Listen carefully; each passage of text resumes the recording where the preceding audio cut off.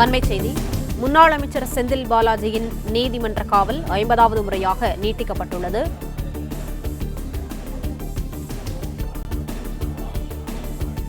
கூடுதல் விவரங்களை செய்தியாளர் ஆனந்த் வழங்க கேட்கலாம். ஆனந்த், வணக்கம். விவரங்களை சொல்லலாம். வணக்கம்.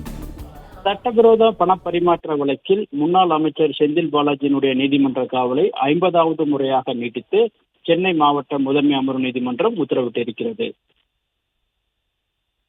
போக்குவரத்து துறையில் வேலை வாங்கி தருவதாக கூறி பண மோசடியில் செய்ததாக முன்னாள் அமைச்சர் செந்தில் பாலாஜிக்கு எதிராக வழக்கு பதிவு செய்யப்பட்டது. இந்த வழக்கின் அடிப்படையில் அமலாக்கத்துறை தனியாக ஒரு வழக்கு பதிவு செய்து அவரை கடந்த ஆண்டு ஜூன் மாதம் 14ஆம் தேதி சட்டவிரோத பண பரிவர்த்தனை வழக்கில் கைது செய்தது. இந்த நிலையில் கடந்த ஓராண்டிற்கு மேலாக அவர் நீதிமன்ற காவலில் புழல் சிறையில் அடைக்கப்பட்டிருக்கிறார். இந்த நிலையில் அவருடைய நீதிமன்ற காவல் என்னுடன் முடிவடைந்ததைத் தொடர்ந்து சென்னை புழல் சிறையில் இருந்து காணொலி காட்சி மூலமாக அவரை ஆஜர்படுத்தப்பட்டார். செந்தில் பாலாஜி ஆஜர்படுத்தப்பட்ட பொழுது அவருடைய நீதிமன்ற காவலை நாளை வரை நீட்டித்து நீதிபதி அள்ளி உத்தரவிட்டிருக்கிறார். இதன் மூலமாக செந்தில் பாலாஜியினுடைய நீதிமன்ற காவல் இதுவரை 50வது முறையாக நீட்டிக்கப்பட்டிருக்கிறது என்பது குறிப்பிடத்தக்கது.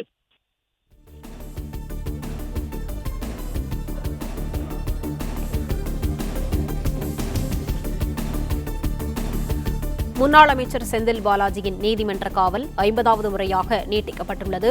நாளை வரை காவலை நீட்டித்து சென்னை மாவட்ட முதன்மை அமர்வு நீதிமன்றம் உத்தரவு பிறப்பித்துள்ளது. புழல் சிறையிலிருந்து காணொலி மூலம் செந்தில் பாலாஜி விசாரணைக்காக ஆஜர்படுத்தப்பட்ட நிலையில் அவரது நீதிமன்ற காவல் 50வது முறையாக நீட்டிக்கப்பட்டுள்ளது.